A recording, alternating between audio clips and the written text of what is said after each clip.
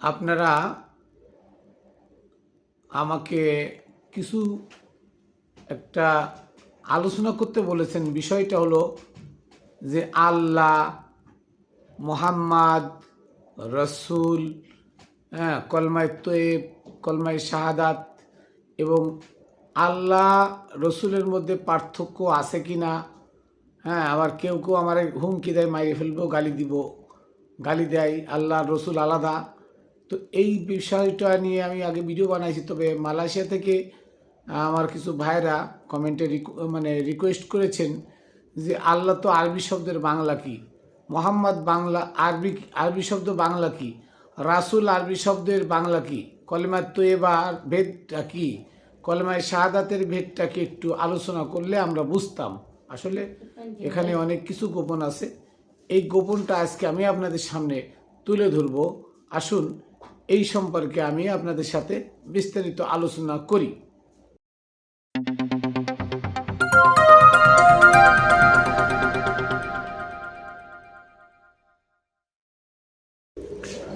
বিসমিল্লাহির রহমানির রহিম। আসসালাতু আসসালামু আলা সাইয়্যিদিল মুরসালিন ওয়া আলিহি আজমাইন। প্রিয় বন্ধুরা, দেশে দূরে যারা যেখানে আছেন, বিশেষ করে মালয়েশিয়ার যে সমস্ত ভাইরা আমার বক্তব্য শোনেন এবং আমাকে অনুরোধ করেছেন আজকের এই ভিডিওটা আমি আমার মালয়েশিয়ার ভাইদের জন্য বিশেষ করে আমি সফর করলাম আপনাদের পদচরণে, যে আপনাদের কথা, যা অজানা কথাগুলো আপনাদের জানার জন্য আজকে আপনাদের অনুরোধে ভিডিওটা করলাম। তো বিশেষ করে মালয়েশিয়ান ভাইরা এবং অন্যান্য দেশে যারা আছেন সকলকে জানাই শুভেচ্ছা, অভিনন্দন। খাতুনে জান্নাত টিভি ইউটিউব চ্যানেল ও ফেসবুক পেজের পক্ষ থেকে আমি মাইনুল কবির। সর্বপ্রথম আমি আমার সালাম ও কদমবুসি প্রেরণ করি আকায়ে নামদার তাজদার মদিনা মোহাম্মদ মুস্তফা আহমদ মুস্তফা সাল্লাল্লাহু আলাইহি সাল্লামের পাক রওজায়, মাওলা আলী মুশকিল কুশা আলাইহিস সালামের পাক রওজায়, খাতুনে জান্নাত মা ফাতেমাতুজ জোহরা আলাইহিস সালামের পাক রওজায়, মাওলা ইমাম হাসান মুর্তজা আলাইহিস সালামের পাক রওজায়, শুহাদায়ে আজম শুহাদায়ে কারবালা ইমাম মাওলা হুসাইন আলাইহিস সালামের পাক রওজায়, সমস্ত আউলিয়া উলিয়া গাউস কুতুবের পাক রওজায়, বাবা শাহ আলী বগদাদী রহমতুল্লাহ আলাইহির পাক রওজায় এবং আমার গুরু হযরতে মানিক চাঁদ শাহ মাদ্দাজিল্লুহুল আলিয়া আমার গুরুর পাক চরণে। ভাইরা আমার, আজকে কয়েকটা কথা। এক নম্বর হচ্ছে আল্লাহ শব্দের অর্থ কি। আসলে এটা আমাদের জানা উচিত। আল্লাহ প্রপার একটা নাউন, প্রপার নাউন। এটা একটা নাম বিশেষ, কিন্তু এটা দুইটা শব্দের সমন্বয়ে আল্লাহ তৈরি হয়েছে। একটা হচ্ছে আল আর আরেকটা হচ্ছে ইলা। এই আল ইলা সন্ধি বিচ্ছেদে করে আরবিতে হয়েছে আল্লাহ। আল শব্দের অর্থ নির্দিষ্ট আর ইলা শব্দের অর্থ উপাস্য। তার মানে আল্লাহ শব্দের একটা অর্থ, সেটা হলো নির্দিষ্ট উপাস্য, নির্ধারিত উপাস্য, একজন সৃষ্টিকর্তা বা একজন আমার পালনকর্তা, লালনকর্তা।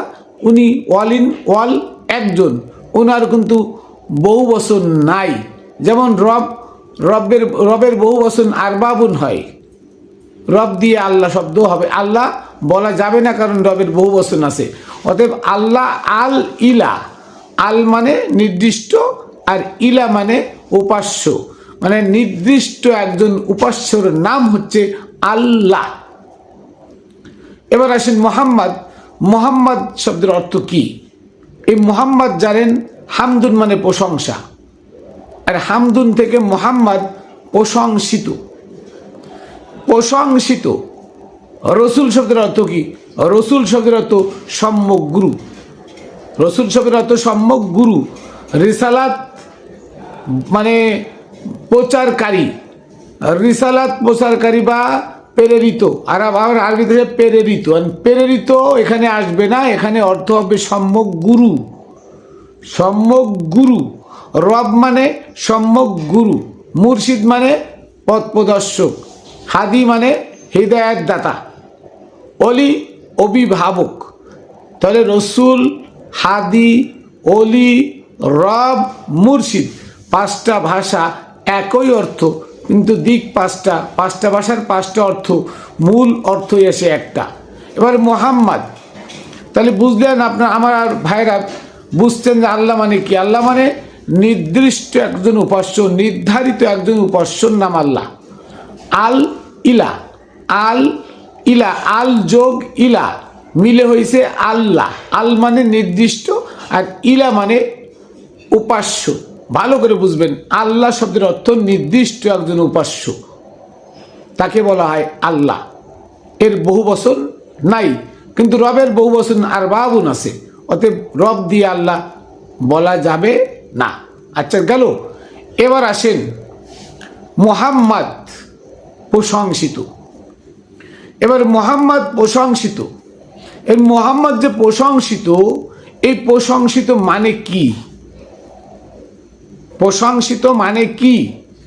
তার মানে আমাদের ভিতরে সকল মানুষ সাধারণ মানুষ, এই সাধারণ মানুষের মধ্যে দু একজন মানুষ অসাধারণ মানুষ হয়, লাখে বা কোটিতে একজন অসাধারণ মানুষ হয়।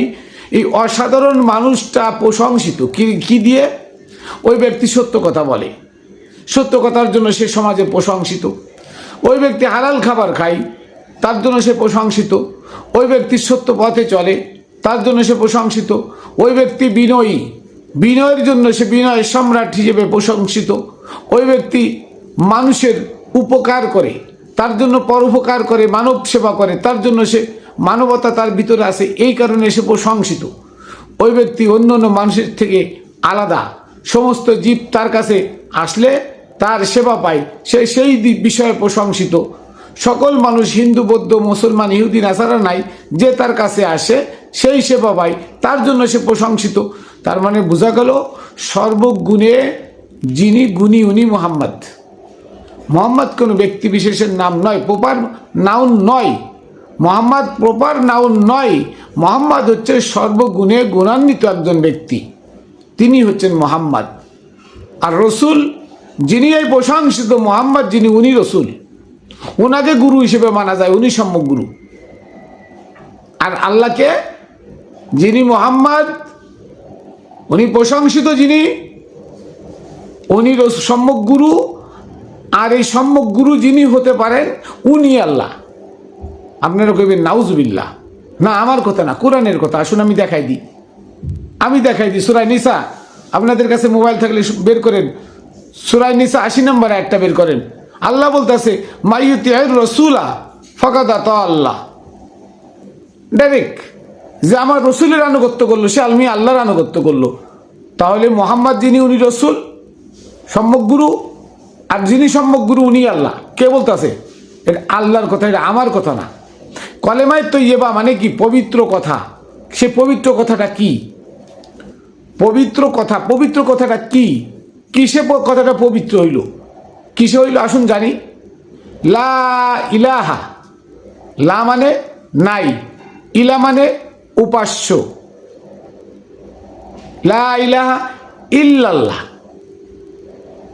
এক আল্লাহ ছাড়া, মানে এক আল্লাহ ছাড়া কোনো উপাস্য নাই।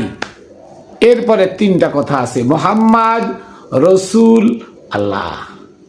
এরপরে আল্লাহ বলতেছে মুহাম্মদ, রসুল, আল্লাহ। যিনি মুহাম্মদ, যিনি প্রশংসিত, উনি মুহাম্মদ, উনি রসুল, সম্যক গুরু, আর উনি আল্লাহ। কে বলতেছে? আল্লাহ বলতেছে। Allah is the power, Allah is the power in the world. Allah সারা দুনিয়াতে একটা আলো মাত্র।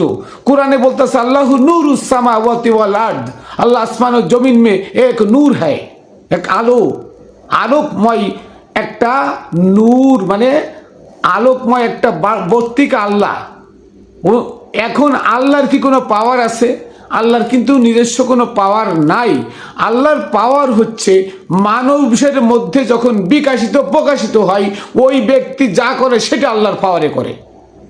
খাজা মঈনুদ্দিন চিশতি রহমতুল্লাহ আলাইহির ভিতরে আল্লাহ প্রকাশিত বিকাশিত। খাজা মোহাম্মদ, খাজা রসুল, খাজাই আল্লাহ। আমার গুরু মানিক চান, উনি মোহাম্মদ, উনি প্রশংসিত সারা দুনিয়ার মানুষের মধ্যে, উনি অসাধারণ মানুষ, যিনি একটানা 1 মাস 1 গ্লাস পানি পর্যন্ত খায় না। আপনি আমি খাইতে থাকতে পারবো? না খেয়ে পারবো না। তার মানে যিনি 1 মাস একটানা 1 গ্লাস পানিও খায় না, আমরা তাকে পানি সাধলে বলে পানি খাওয়া নিষেধ আছে, খাবো না, অর্ডার নাই। তাহলে 1 মাস কি খেয়ে বাইসে থাকে? একটা দেহবডি যদি 1 মাস কিছু না খেয়ে বাইসে থাকতে পারে, তিনি অসাধারণ, তিনি প্রশংসিত, তিনি মিথ্যা কথা বলেন না, একটা পিঁপড়া পর্যন্ত মারেন না, তিনি কারোর কাছ থেকে হাত পাইতে আজও পর্যন্ত আমি দেখি নাই 15 বছরে কারোর একটা টাকা হাত দিয়ে ধরছে, সে নেয় না। অবৈধ টাকা হলে দরবারে নিতে দেয় না, দরবারে হয়তো কেউ কিছু দিল ওই দরবারের উন্নয়নের জন্য, কাজের জন্য, ওটাও নিতে দেয় না। অবৈধ টাকা হলে বলে ওর টাকা ব্যাগ দিয়ে দাও, ও যেন কোনো টাকা দেয় না, কিছু কিনে নিয়ে গেলে সেটাও সে গ্রহণ করে না। ভাই, প্রশংসিত মানে মোহাম্মদকে এমনি হয়। মোহাম্মদ কোনো ব্যক্তি বিশেষের নাম নাই, not proper noun. Mohammad is মানে মোহাম্মদ হচ্ছে একটা বিতর্কিত ব্যক্তি। মোহাম্মদ হচ্ছে একজন বিতর্কিত ব্যক্তি, সমাজের সবাই সাধারণ, আর মোহাম্মদ যিনি উনি হবেন অসাধারণ। মোহাম্মদ চলমান, মোহাম্মদ শেষ হয়ে যায় নাই, নবী শেষ, কিন্তু মোহাম্মদ চলমান, রসুল চলমান। তাই আল্লাহ বলছে কলমায়ে তৈয়ব, পবিত্র কথা। সে কথাটা কি? লা ইলাহা ইল্লাল্লাহ, এক আল্লাহ ছাড়া কোনো উপাস্য নাই। তার ফলে বলছে আল্লাহর জাত চিনালেন যে আমি আল্লাহ ছাড়া উপাস্য নাই, উপাস্য আছে, উপাস্য আছে, আমি যার মধ্যে থাকি সেই উপাস্য, তাকে আল্লাহ মানু, আমি আল্লাহ পাওয়ার। আপনারা দেখবেন কোরআনের মধ্যে সূরা, বলে গেলাম না একটা, যে মুসা আলাইহিস সালাম তার গোত্রের লোকজনকে নিয়ে তুর পাহাড়ে গেছিল আল্লাহকে দেখাইতে। তার লোকজনে দেখলো একটা পাওয়ার আসতেছে, একটা আলো আইতেছে, কাছাকাছি যখন আসলো আলোর পাওয়ারে সব মারা গেল। মুসা বনি ইসরাইলের সেই লোকগুলোরে জীবিত করলেন আল্লাহর কাছে চেয়ে। তাহলে তারা কি আল্লাহকে দেখছে? কি আল্লাহ দেখছে? আল্লাহটা পাওয়ার, আল্লাহকে দেখা যায় না। তাহলে আল্লাহ পাওয়ার যে মানুষের মধ্যে জাগ্রত হয়, যে মানুষের মধ্যে বিকাশিত হয়, প্রকাশিত হয়, উনি মোহাম্মদ হয়ে যায়। উনি সকল মানুষের থেকে অসাধারণ মানুষ হয়ে যায়, উনি মোহাম্মদ হয়ে যায়, প্রশংসিত ব্যক্তি হয়ে যায়। আর যিনি প্রশংসিত ব্যক্তি, আমাদেরকে বলেছে উনার কাছে যাও, ওনাকে গুরু মানো, ওনাকে রসুল মানো। আর যেনাকে রসুল মানলে রসুল আর আমি এক হয়ে গেলাম। অতএব রসুল যাকে মানলে উনি আল্লাহ, আমি সেই আল্লাহ। এটা আমার কথা না, সূরা নিসার 80 নম্বর আয়াতে, মাইয়ুতির রসুল ফাকাদ আতাআল্লাহ, যে আল্লাহ রসুলের আনুগত্য করলো, সে যে রসুলের আনুগত্য করলো সে আমি আল্লাহর আনুগত্য করলো। তাহলে বলেন আল্লাহ আর রসুলের মধ্যে পার্থক্য কোথায়? আল্লাহ কি? আল ইলা, নির্দিষ্ট উপাস্য। তাহলে আল্লাহ মানে নির্দিষ্ট উপাস্য। তা নির্দিষ্ট উপাস্য কে? আর রাসূল। তাহলে রাসূলের কাছে গিয়ে রাসূলের আনুগত্য করলে আল্লাহর আনুগত্য হয়। তার মানে আল্লাহর রাসূল দূরে নয়, আল্লাহর রাসূল এক।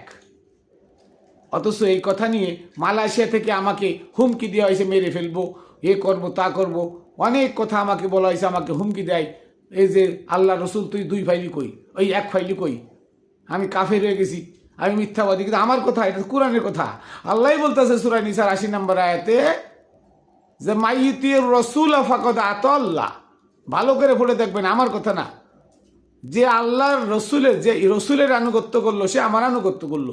তাহলে কলেমায়ে তয়্যিবার মধ্যে দেখলাম লা ইলাহা ইল্লাল্লাহ, আল্লাহ ছাড়া কোনো উপাস্য নাই, মুহাম্মদ রসুল আল্লাহ, 3টে শব্দ।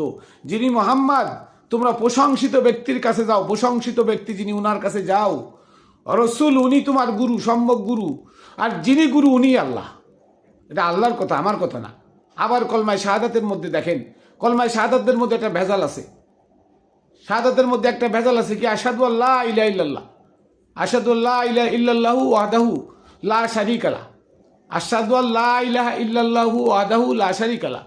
এক, আল্লাহ ছাড়া কোনো ইলাহ নাই, তিনি এক, ওয়াহদাহু তিনি এক, লা শারীকা লাহু তার কোনো শরীক নাই, ওয়া আশহাদু আন্না মুহাম্মাদান আবদুহু ওয়া রাসূলুহু। এখানে ওই একত্ববাদের ইবাদতকারীরা মোহাম্মদকে আব্দুন বানাইছে। আব্দুন মানে বান্দা, বান্দা মানে গুলাম, গুলাম মানে মনিবের কি করা লাগবে? গুলামি করা লাগবে। তো মোহাম্মদ কখনো মনিবের গুলাম নয়, মোহাম্মদ স্বয়ং মনিব। মোহাম্মদ স্বয়ং রসুল, মোহাম্মদ স্বয়ং আল্লাহ। কিন্তু মোহাম্মদকে তার আগে আব্দুল বানাইছে। কেন বানাইছে? কারণ আল্লাহর ইবাদত মোহাম্মদও করছে। এই কথা বলার জন্য, এইটা প্রচার করার জন্য ওই সাকিফাইনরা, ওই আবু বকর ওমর উসমানরা এই আশহাদু আল্লাহ এই কলেমার মধ্যে আব্দুন ঢুকাই দিছে। এখানে আব্দুন হবে না, ও আশহাদু আন্না মোহাম্মাদান রসুল্লাহ, এই কথাটা হবে। কলমায় তৈবে যা আছে সাদা তো তাই থাকবে। কেন আব্দুন থাকবে? আব্দুহু আর রসুলু কেন থাকবে? আব্দুন বাদ রসুলুন এবং আল্লাহ এইটা থাকবে।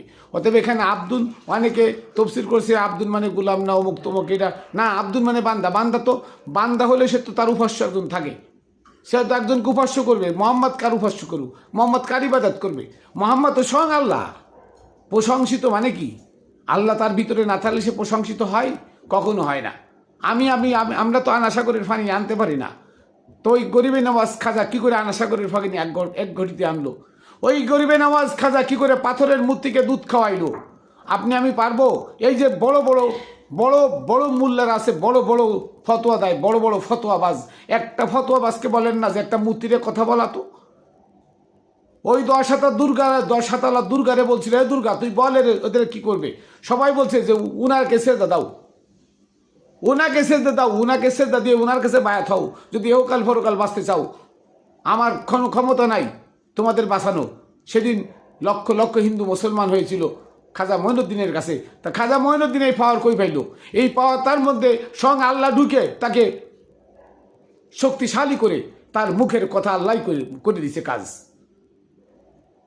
তাহলে সেই কথা এখানে বলতেছে মোহাম্মদ যিনি, উনি প্রশংসিত, উনি সাধারণ কেউ না, অসাধারণ ব্যক্তি, উনি রসুল। অতএব তুমি যদি গুরু ধরতে হয়, আল্লাহকে চিনতে হয়, আল্লাহর আনুগত্য করতে হয়, আল্লাহর আনুগত্য করতে চাইলে তুমি মোহাম্মদের কাছে যাও। মোহাম্মদের কাছে গেলে তুমি মোহাম্মদকে রসুল হিসেবে গ্রহণ করবে। আর রসুল যেভাবে গ্রহণ করে তার আনুগত্য করলে সেই আনুগত্য আল্লাহর হবে।